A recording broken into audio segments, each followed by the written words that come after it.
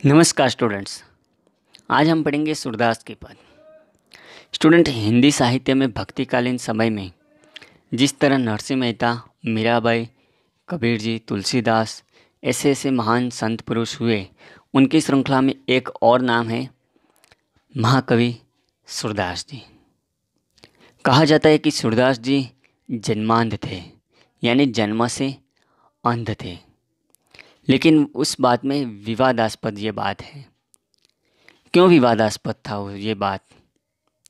क्योंकि कहा जाता है कि अगर इंसान आँख से देख नहीं सकता तो उनके जो सूरदास के जो पौध है वहाँ पर तो श्री कृष्ण के जो श्रृंगार जो वर्णन मिलते हैं तो बताए कि वो तो अद्भुत है। जिस इंसान ने श्री कृष्ण को नहीं देखा वो ऐसे अद्भुत पौध कैसे रच सकते हैं। तो इसलिए उस बात में विवाद था कि वो जन्मांध थे। इसी तरह उनका जो जन्म स्थान है उसमें भी विवाद है। कहा जाता है कि उनका जन्म सन 1478 में दिल्ली के पास सिही नामक गांव में हुआ था और कुछ लोगों का मानना है कि उनका जन्म मथुरा के पास रुकना या रेणुका क्षेत्र में हुआ था। श्री वल्लभाचार्य उनके गुरु थे और उनकी प्रेरणा से वे श्रीनाथ जी मंदिर में श्री कृष्ण की लीला के संबंधित पदों की रचना करते थे। ये सूरदास भी जो थे वो भी मीराबाई और नरसिंह मेहता की तरह श्री कृष्ण की भक्ति करते थे। वे भी श्री कृष्ण के अनन्य भक्त थे और पूरा दिन रात अपने मन से, अपनी श्रद्धा से दिन और रात सूरदास जी श्री कृष्ण की भक्ति किया करते थे और कुछ पद गाया करते थे, वो पद की रचना करते थे। तो आज हम उनके दो पद पढ़ने जा रहे हैं। यहाँ पर उनके जो दो पद दिए गए हैं उसमें जो पहला वाला पद है वो वात्सल्य रस से भरपूर है और जो दूसरा वाला पद है वो श्रृंगार रस से भरपूर है। तो आइए हम देखते हैं सूरदास के पद। कि सूरदास जी कहते हैं कि मेरो मन अनंत कहाँ सुख पावे, जैसे उड़ी जहाज को पंछी फिर जहाज पर आवे। सूरदास जी का मन तो हमेशा श्री कृष्ण की भक्ति में लीन था। तो वो बताते हैं कि मेरा मन अनंत कहाँ सुख पावे। अनंत, अनंत शब्द का अर्थ होता है अन्यत्र जगह, कोई दूसरी जगह। तो बताते हैं कि मेरा मन श्री कृष्ण की भक्ति को छोड़कर अन्य कहीं जगह कहाँ सुख पाता है। उनका मन तो हमेशा श्री कृष्ण की भक्ति में ही उनको अच्छा लगता है, वहीं उनको चैन और सुकून मिलता है। जैसे उड़ी जहाज को पंछी फिर जहाज पर आवे। जैसे जहाज पर कोई पंछी बैठा हो, वो पूरे आसमान में उड़ सकता है लेकिन आखिर विश्राम के लिए वो कहाँ आएगा? तो वो पानी पर तो बैठ नहीं सकता, तो वो विश्राम के लिए तो आखिर जहाज पर ही आएगा। तो इसी तरह जैसे उड़ी जहाज को पंछी फिर जहाज पर आवे, वो जहाज पर बैठा हुआ पंछी पूरे आसमान में उड़ उड़ कर वापस जहाज पर ही आता है। इसी तरह कहते हैं सूरदास जी कि मेरा मन भी ये अन्य कहीं जगह न लगता हुआ मोह, माया, काम, क्रोध अन्य जगह या अन्य देवी देवताओं में नहीं लगता। वापस उनका मन भी श्री कृष्ण की भक्ति में लीन हो जाता है। उनका मन भी एक पंछी के समान है, उड़ उड़ कर वापस जहाज पर जैसे पंछी आ जाता है, उसी तरह उनका मन भी अन्य कहीं देवी देवताओं में न लगते हुए वापस श्री कृष्ण पर उनका मन लग जाता है। कहते कमल नैन को छोड़ी महात्म और देव को ध्यावे, परम गंगा को छोड़ी पियासो दुर्मति कुप खनावे। कहते कमल नैन को छोड़ी, श्री कृष्ण की आंखें कैसी है? तो उनकी आंखें तो कमल नैन है। नैन शब्द का अर्थ होता है आँख और कमल शब्द का अर्थ होता है जो कमल का फूल रहता है। तो श्री कृष्ण के नेत्र जो है वो कमल के फूल की तरह है, एक तरह से नोकदार है। ये कमल नैन इस शब्द में कर्मधारय समास है। अब ये कर्मधारय समास क्यों हुआ? क्योंकि पूर्व पद के अंदर विशेषता है। जब हम समास की जानकारी लेंगे उस दौरान ज़्यादा विस्तृत जानकारी लेंगे जब आपको समझ में आ जाएंगी। लेकिन क्या कहते हैं सूरदास जी कि मेरा मन श्री कृष्ण में लगा है। तो कहते हैं कि उनकी जो श्री कृष्ण की आंखें हैं वो कैसी है, तो श्री कृष्ण की आंखें कमल नयन की तरह है, यानी कमल के जैसी उनकी आंखें हैं। तो बताते हैं कि उस कमल जैसे नेत्रों वाले श्री कृष्ण को छोड़कर, उनकी जो महिमा है वो अद्भुत है, उन्हें छोड़कर कहीं और देवी देवताओं का मेरा मन नहीं लगता। बताते हैं कि और कहीं देवी देवताओं में मेरा ध्यान नहीं लगता। परम गंगा को छोड़ी पियासो, दुर्मति कूप खनावे। पियासो शब्द का अर्थ होता है प्यासा इंसान। सूरदास जी कहते हैं वो इंसान मूर्ख है जब प्यास लगने पर गंगा का पानी न पीते हुए कुआं खोदने की बात करता है। परम गंगा को छोड़ी यानी परम गंगा का यानी पवित्र गंगा का पानी छोड़कर पियासो, पियासो शब्द का अर्थ होता है प्यासा इंसान, और दुर्मति शब्द का अर्थ होता है मूर्ख। दुर्मति, मति का अर्थ है बुद्धि, और दूर यानी जिसकी बुद्धि दूर हुई है वह, तो वो इंसान है मूर्ख। कूप शब्द का अर्थ है कुआं, और खनावे शब्द का अर्थ होता है खुदवाए। वो मूर्ख इंसान है जब प्यास लगने पर पवित्र गंगा का पानी छोड़ देता है और कुआं खोदने की बात करता है। तो सूरदास भी कहते हैं मेरा मन तो इसी तरह पवित्र गंगा की तरह श्री कृष्ण में लगा हुआ है, तो मैं ऐसे मूर्ख नहीं हूँ कि अब कुआं खोदने की बात करूँ या कहीं मेरा मन अन्य कहीं जगह लग जाए। जिहि मधुकर अंबुज रस चाख्यो, क्यों करेल फल भावे। सूरदास प्रभु काम देनो तजी, छेरी कौन दुहावे। तो सूरदास भी कहते हैं कि मेरा मन है वो मधुकर की तरह है, भंवरे की तरह है। जिस तरह भंवरा अंबुज रस चख लेता है फिर उन्हें करेल फल अच्छा नहीं लगता, इसी तरह उनका मन भी एक भंवरे की तरह है।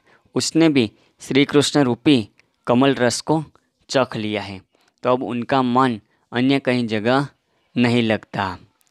सूरदास प्रभु काम गेनु तजी, छेरी कौन दुहाए। क्या कहते हैं सूरदास कि प्रभु काम घेनु तजी, उनके प्रभु है श्री कृष्ण, वो तो काम घेनु की तरह है। काम घेनु, काम का अर्थ होता है इच्छा और घेनु का अर्थ होता है गाय, कि स्वर्ग की एक काल्पनिक गाय है जो सभी मनोकामना अपनी पूर्ण करती है।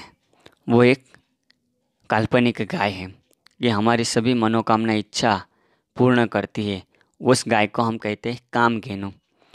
तो सूरदास कहते हैं कि प्रभु काम घेनु तजी, उनके जो प्रभु है श्री कृष्ण वो सभी इच्छा पूर्ण करते हैं, वो काम घेनु की तरह है।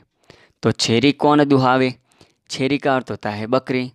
तो बताते कि मेरे पास अगर काम घेनु है, सभी मनोकामना पूर्ण होती है, तो अब मैं बकरी को क्यों दोहूँ। सूरदास का जो दूसरा पद है, उन्होंने बाल श्री कृष्ण का जो वर्णन किया है, उनका जो श्रृंगार है उसका जो वर्णन है वो अद्भुत है। सूरदास जी कहते हैं शोभित कर नवनीत लिए। जो बाल श्री कृष्ण है उन्हें सही ढंग से खाना पीना चलना भी नहीं आता। वो बहुत बाल, अभी तो बच्चे हैं, बहुत छोटे से बच्चे हैं। जिस तरह से छोटे बच्चे को हम देखते हैं और उसका जो वर्णन है वो हमें अच्छा लगता है, इसी तरह बाल श्री कृष्ण का यहाँ पर वर्णन किया है कि शोभित कर नवनीत लिए। बाल श्री कृष्ण हैं, उनके कर नवनीत लिए हुए हैं। कर शब्द का अर्थ होता है हाथ और नवनीत शब्द का अर्थ होता है मक्खन। ये जो बाल श्री कृष्ण के हाथ है उनके हाथ में मक्खन लिए हुए हैं, और वो दृश्य अद्भुत लग रहा है, सुंदर लग रहा है वो दृश्य। घुटुरनी चलत रेणु तन मंडित।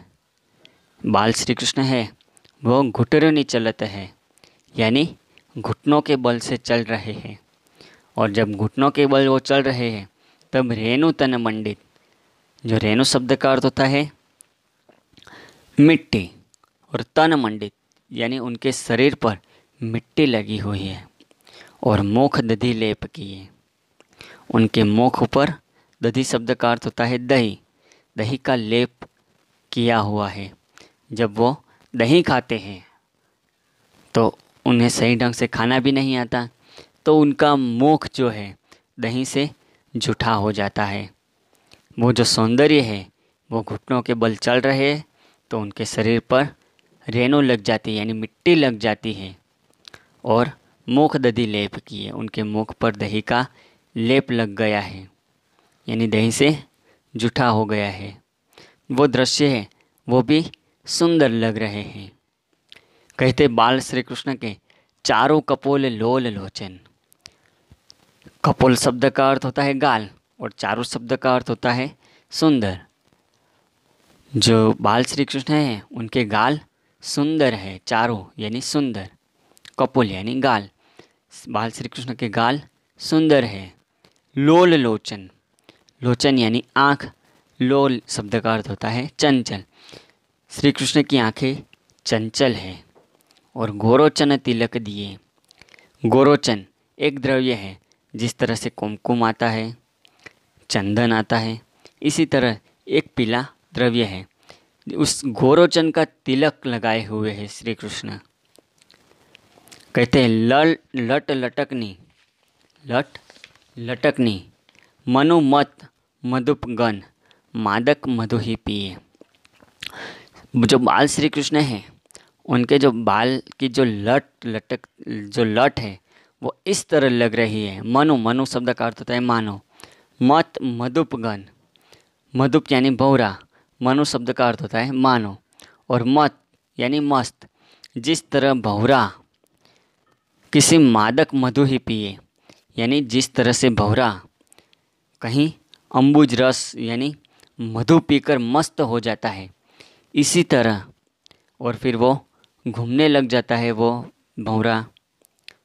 जिस तरह से काले काले हम भौरे देख रहे हैं, वो भौरे ये कमल के पत्तों का जो रस पी लेता है, मधु पी लेता है, फिर वो मस्त होकर घूमने लगता है। इसी तरह उनके सिर की जो बाल की जो लट है वो इस तरह लटक रही है जिस तरह से उस भौरे ने मधु का रस पान कर लिया हो। कठुला कंठ ब्रज के हिरिनक, राजत रुचि रही है। कि श्री कृष्ण का जो कंठ है वो कंठी पहने हुए, मालाएं पहने हैं, उसमें ब्रज के हिरिनक शेर के नाखून पहने हैं। और वो दृश्य है वो राजत रुचि रही है। राजत शब्द का अर्थ होता है सुशोभित और रुचिर का अर्थ होता है सुंदर। कि उनका जो कंठ है, उन्होंने जो सिंह के नाखून जो पहने हैं वो सुंदर लग रहे हैं और उनका कंठ सुशोभित हो रहे हैं उस माला से। कहते हैं कि धन्य सूर एको पल यही सुख, धन्य सूर एको पल यही सुर। तो कहते हैं कि सूरदास को अगर श्री कृष्ण को देखने का एक पल मिल जाए, जो ऊपर जो हमने जो श्री कृष्ण का जो वर्णन मिलता है, तो ये श्री कृष्ण की जो अद्भुत छवि है कि हाथों में मक्खन है, सुंदर सुंदर गाल, चंचल आँखें, फिर गोरोचन वाला तिलक और उनके जो लटकती है वो, और मिट्टी वाला जो शरीर है, मुख भी जो दही से जूठा किया हुआ है, वो वाला जो दृश्य है, इस श्री कृष्ण की ऐसी छवि देखने का जो सुख है, एक पल के लिए भी अगर सूरदास को मिल जाता है तो सूरदास कहते हैं कि मेरा जीवन धन्य हो जाए, फिर 100 कल्प तक जीने की कोई अर्थ नहीं है। सत शब्द का अर्थ होता है 100 और कल्प, एक कल्प यानी 4,32,00,000 वर्ष की अवधि। तो ऐसे 100 कल्प भी अगर मिल जाता है तो जीने का कोई अर्थ नहीं। हम उसका अंदाज़ा भी नहीं लगा सकते कि कितने लाख वर्ष होते हैं। अगर श्री सूरदास कहते हैं कि वो तो जन्मांध थे, तो अगर कहते हैं कि उन्हें श्री कृष्ण का ऐसा मुख देखने को, उसका सुंदर जो वर्णन है, जो उनका श्रृंगार किया है उन्होंने, वो देखने का एक भी पल मिल जाता है, फिर 100 कल्प तक जीने का कोई अर्थ नहीं है। और कल्प शब्द का हमें अर्थ ध्यान रखना है। एक कल्प बराबर 4,32,00,000 वर्ष, उसका जो समय है वो एक कल्प बराबर है। तो इस दोनों जो पंक्तियाँ थी उनके सूरदास के पद हैं, उन्होंने श्री कृष्ण की महिमा का वर्णन किया है। और दोनों वर्णन में पहले में वात्सल्य रस है, तो दूसरे में श्रृंगार रस से अद्भुत है। तो सूरदास का मन हमेशा श्री कृष्ण में ही लगा हुआ है। तो यहाँ पर हमारे जो 2 पद थे वो पूर्ण हुए। अस्तु।